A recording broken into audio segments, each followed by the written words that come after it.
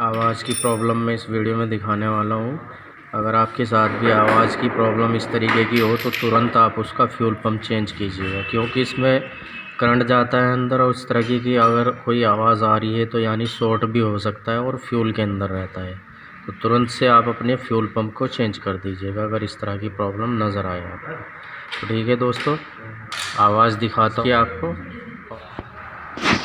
दोस्तों, इस वीडियो का लंबा पार्ट भी मैं अपने चैनल पर डालने वाला हूँ। वो कैसे मैंने पंप ठीक किया है उसमें आप देख सकते हो, और इसमें गौर से आवाज़ सुनिएगा चाबी ऑन करने का कैसी आवाज़ कर